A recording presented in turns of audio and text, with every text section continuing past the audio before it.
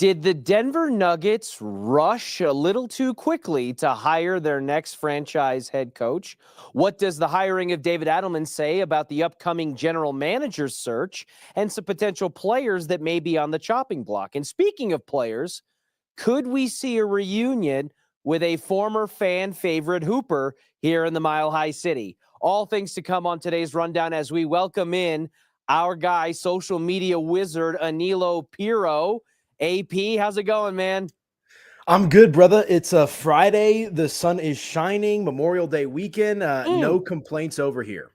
Love it. Love it. Well, Anilo, you have been such a huge addition to us here at Denver Sports 104.3 The Fan, helping us out with all things online, social, on the air, kind of a jack of all trades and a master of at least a few. And you have been particularly valuable with your coverage of the Denver Nuggets alongside, our mutual friend, Jake Shapiro. And you were at the press conference yesterday where team president and CEO Josh Kroenke announced that the interim tag is being removed from David Adelman, and he will be the successor to Michael Malone and the next head coach in franchise history. What was your initial reaction to the news that was broken by Shams Charania like 4 minutes before Kroenke hit the stage?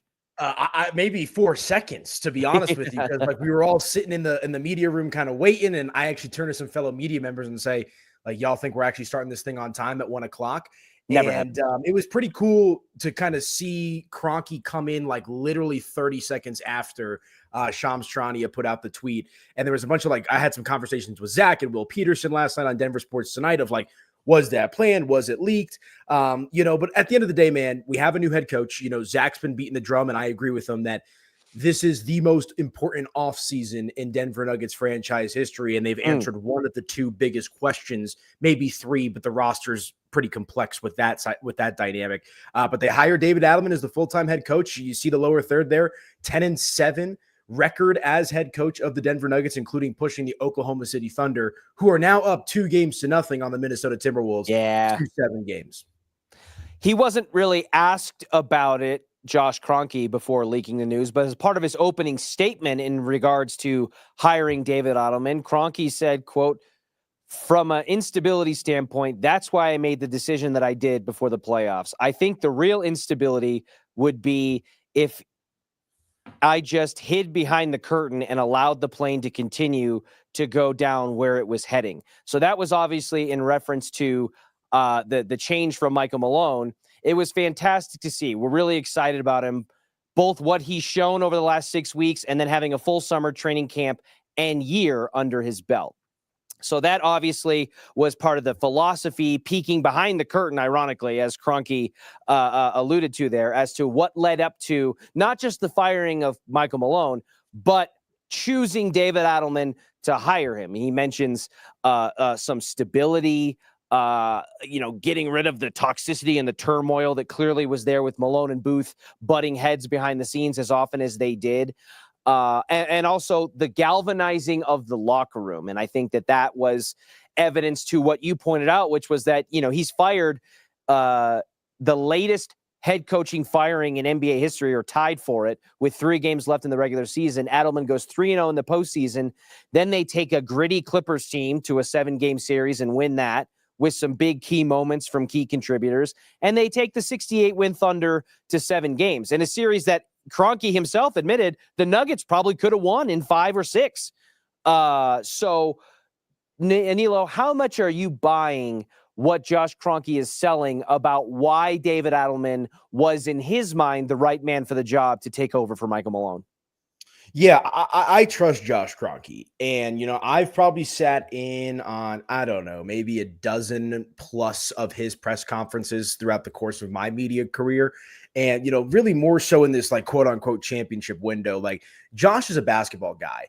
And, he essentially said as much in his, I forget if it was his intro or when he was just kind of talking, about how he was open to outside head coaching candidates. But I think when you've got Aaron Gordon, who's the lifeblood of this team, a fan favorite, Mr. Nugget, you've got Christian Brown, who's descended into a really good player for the Denver Nuggets as well, among some others, beating the drum to make sure that their voice was heard in regards to wanting to have David Adelman as the head coach.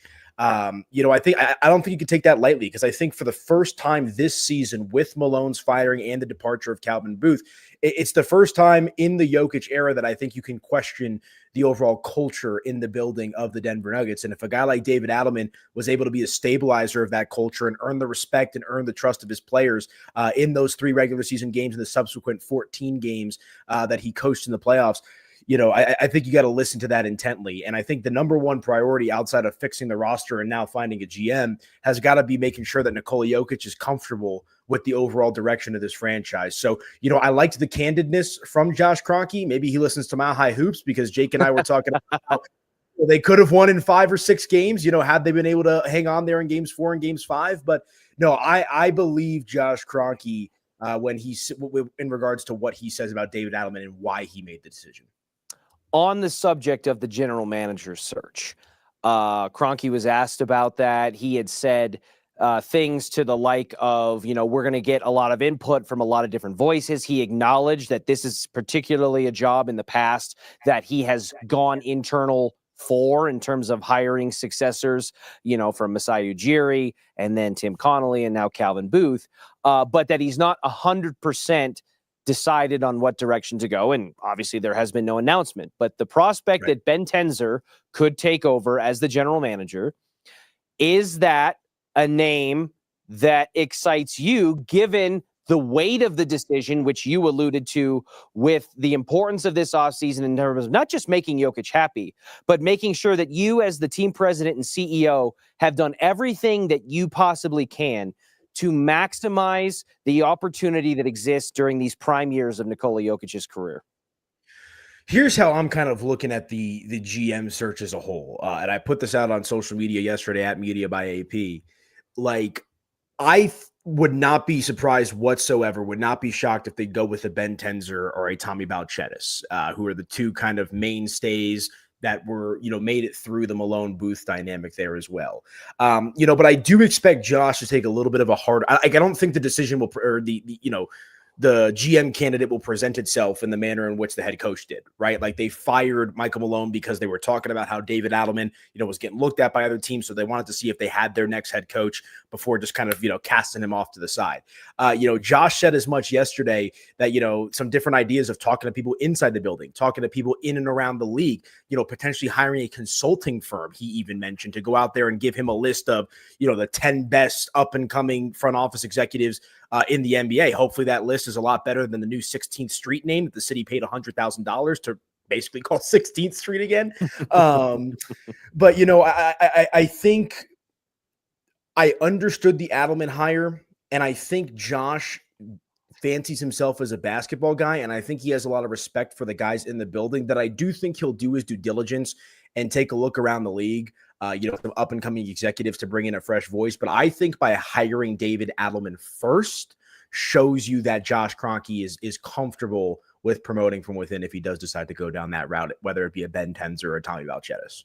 He would almost have to, right? Because if you're trying to keep yourself in the conversations with the Bob Myers of the world and around the league, you probably don't shoehorn that prime, experienced general manager candidate by hiring a head coach before he's allowed to evaluate and make that decision for himself. So that is, to me, kind of a signal that internal hire is not just in play, but maybe the leader in that figurative clubhouse for Josh Kroenke.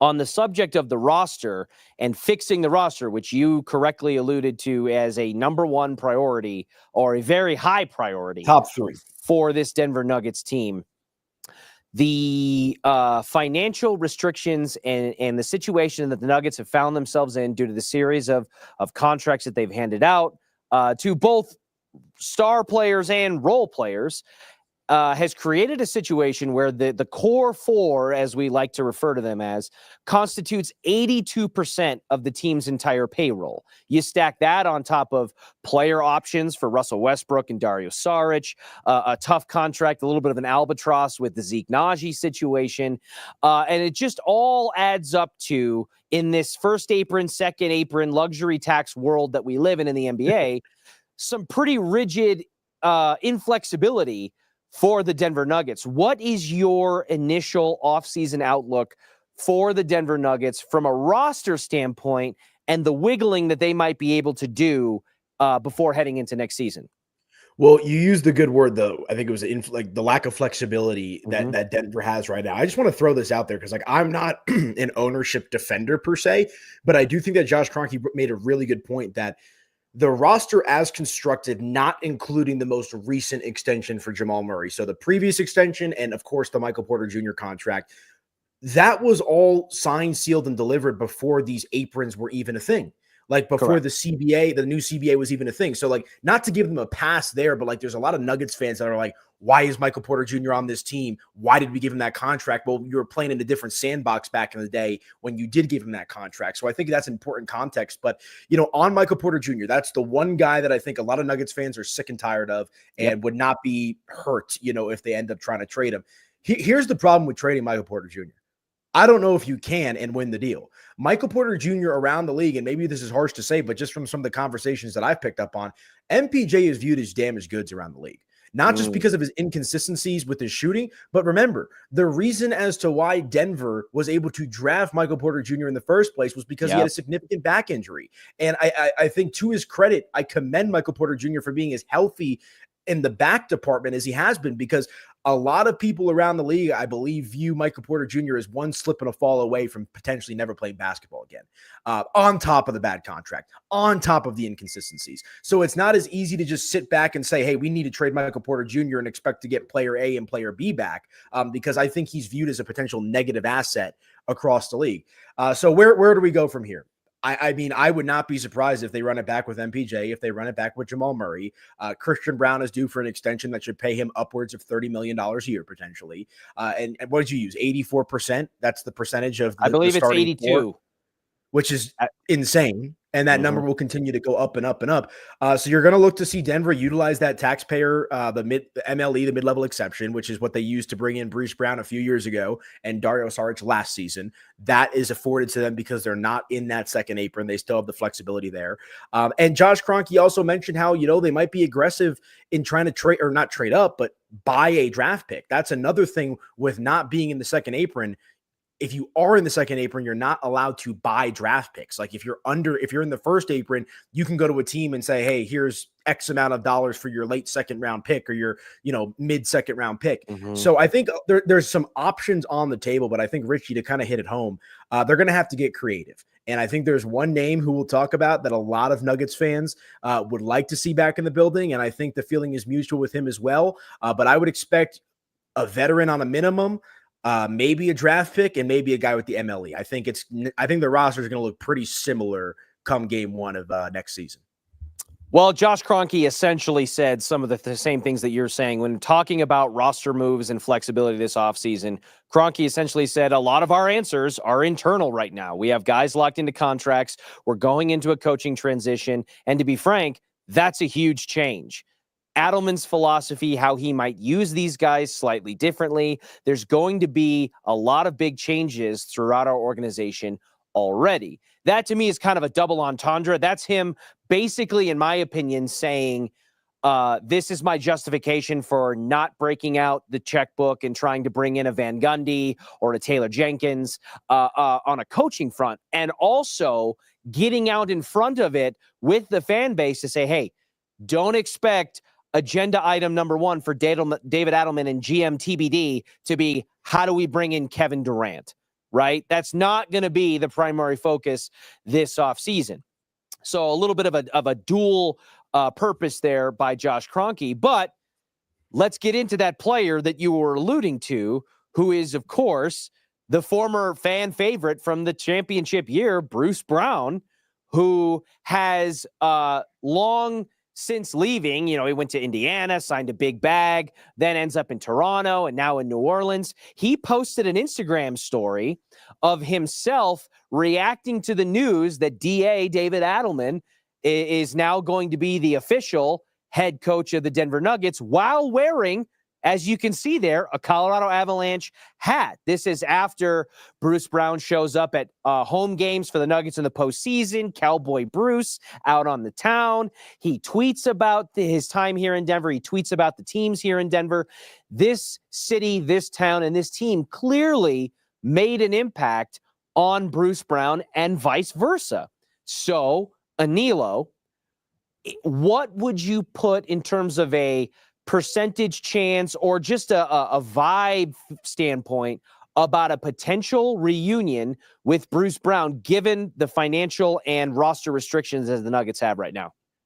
Well, what's the old saying? It takes two to tango, right? And it seems like both parties are very willing to tango in this situation. I mean, I've never seen a player, and I guess he's technically a free agent, like within 20, 30 minutes of the head coaching news being announced, like reposting that on his social media for a team that he hasn't played for now in 2 seasons.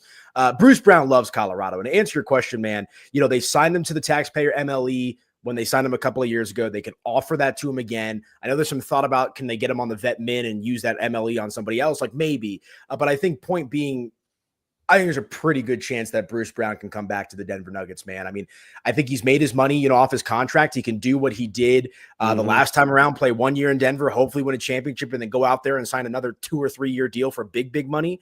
But he's also not played well the last couple of years. And so what is his value on the open market? Now, I would expect to have a re-energized Bruce Brown, if he were to come back to Denver. But here's actually a personal story that I have about Bruce Brown. I was on the golf course with him. Maybe it was during the championship run. It was probably like a few weeks before the season for some content that I was doing at the time.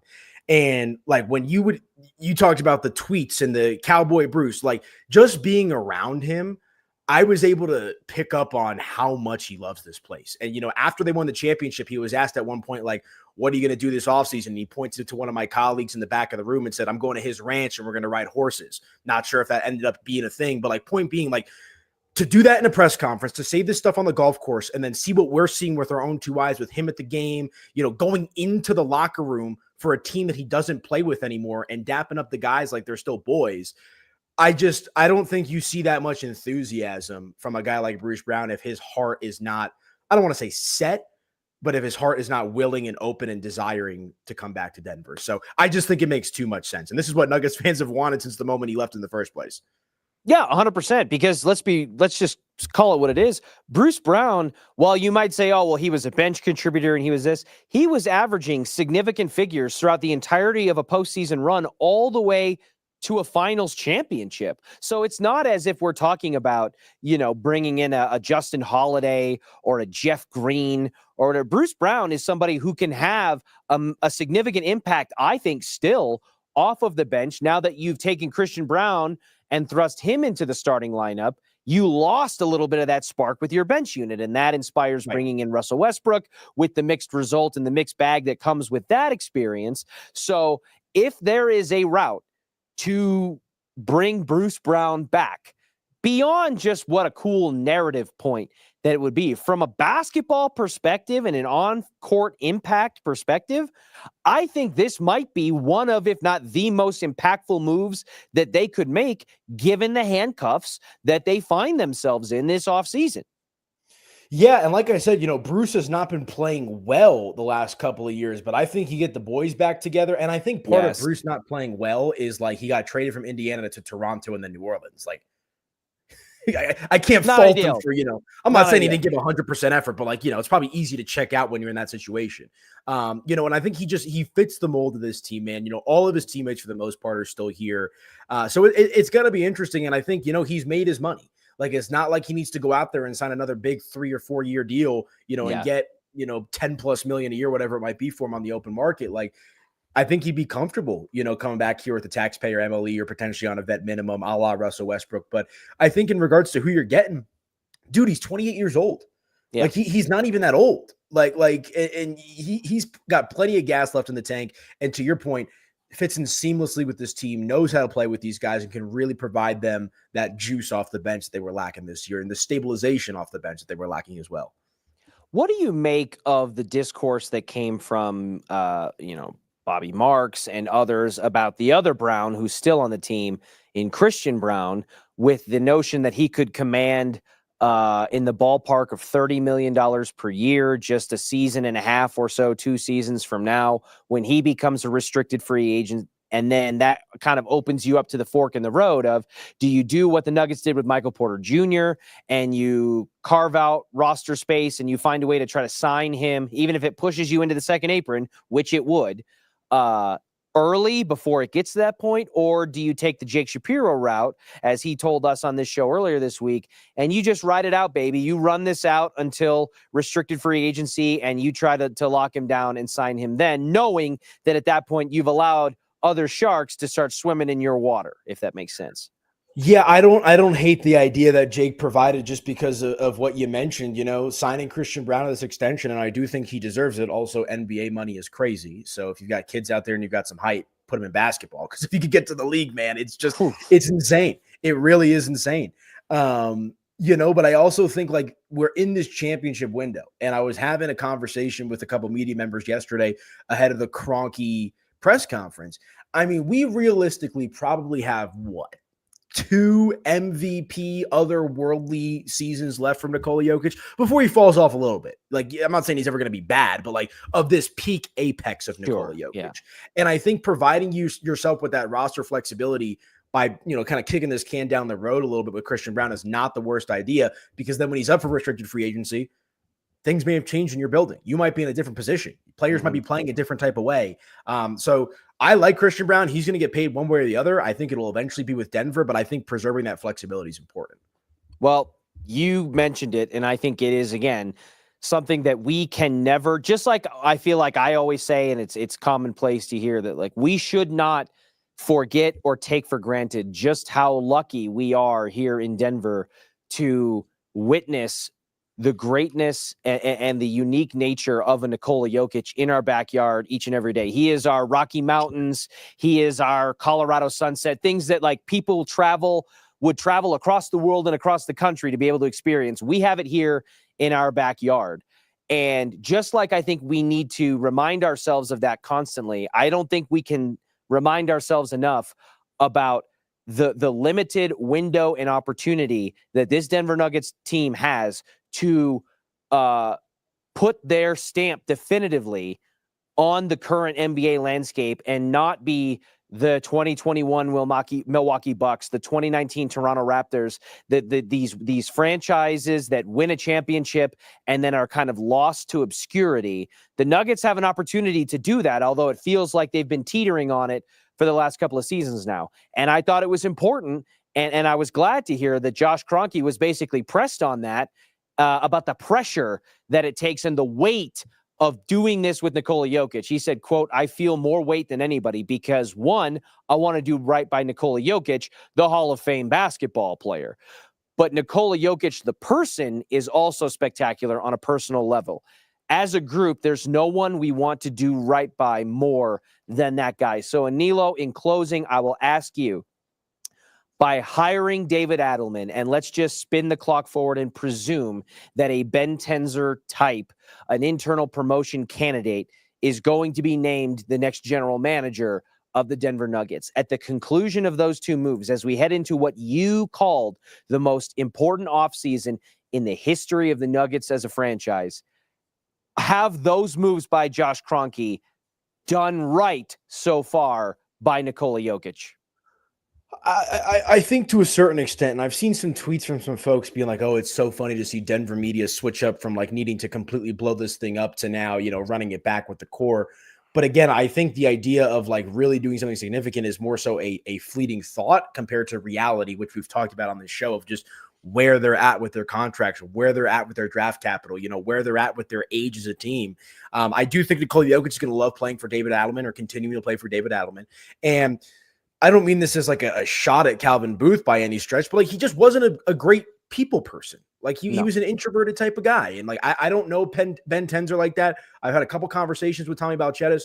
Like they seem like very personable people, like happy, pleasant people to be around. And I think that in and of itself will be an advantage compared to where they were at if they do go that route, compared to Calvin Booth, just because Calvin, it was kind of kept to himself a little bit. And there's nothing wrong with that. But like, to your point, when you have this championship window, you need to make sure that everyone is swimming in the same direction. And that was no longer the case. And I do think if they go with the interim guys in Tenzer or Balchetis, they would be on that same direction. And I just think, in regards to satisfying Nikola Jokic, hiring David Adelman before hiring a GM to me says it all. And I think there's a really good chance they stick internal. Mm-hmm. And I think Nikola values stability. And I think at the end of the day, if they make a move or two, like I think Joker would be thrilled that they bring in Bruce Brown. You got Deron Holmes coming back as well, right? After he missed his entire rookie season. And maybe you'll get another, veteran or two on the vet min there. And away we go. I mean, they were one game away from a Western Conference final. Minnesota's now down 2-0.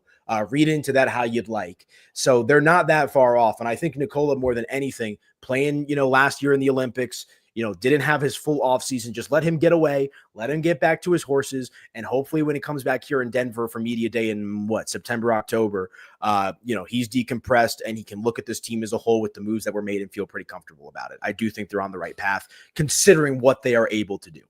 Well, I hope you're right, because when I officially heard this news come out yesterday afternoon, my initial thought was this, and it involves an analogy with their roommates at Ball Arena, the Colorado Avalanche. Well, Chris McFarland clearly pushed all of his chips into the center of the table this past season with the Avs. He made 9 transactions to try to overhaul the roster and keep them in what he believed would be championship contention with a deeper roster and all of that. And it meant sacrificing Mikko Rantanen, a member of the core. Well, he busted on that bet. The Avs got knocked out in the second round in a series they should have won, having a 2-goal lead in the third period, halfway through the third period of a Game 7, and losing. He busted, and there were no consequences for that, at least as of now. Josh Kroenke is also sitting at a blackjack table in my eyes, except the chips he's gambling with are not just the future of the Denver Nuggets franchise, but the prime years of Nikola Jokic and the impact that can have on this organization from a ripple effect for years to come in the near and long term. That's what Josh Kroenke is gambling with. And given the weight behind that sizable of a bet, my initial thought was this felt a little bit rushed, to not even interview other candidates, to not uncover every stone. And even if you end up choosing David Adelman in the end, which in theory is possible, and it may come out where Josh Kroenke rolls these dice and they come up boxcars. So David Adelman might be the right choice. But I think given what Josh Kroenke is gambling with, this just felt a little too soon. We will find out, I would imagine, in this upcoming season and maybe the season after that, from a trajectory standpoint, whether or not he's going to get the return on that sizable investment. But for now, I guess we'll just have to wait and see. And the next domino to fall will be the announcement of general manager, where I'm sure that you and Jake Shapiro and Will Peterson and everybody, Trent Finnegan at DenverSports.com, who's just cranking out so much content online, on social media, on the air, everywhere you look, 24 hours a day and 7 days a week. And Nilo, thank you so much for joining me. And we will catch you again after the long weekend, my friend. Enjoy it. Yeah, you as well, man. And everyone out there listening and watching, appreciate y'all. Check us out on social and enjoy the sunshine, eat some burgers, have some dogs, and we'll do it again next week. Love it. To the rest of you out there, as Anilo said, enjoy your long holiday weekend. You have earned it, and we will catch you bright-eyed and bushy-tailed back here on Tuesday at noon. We'll see you then.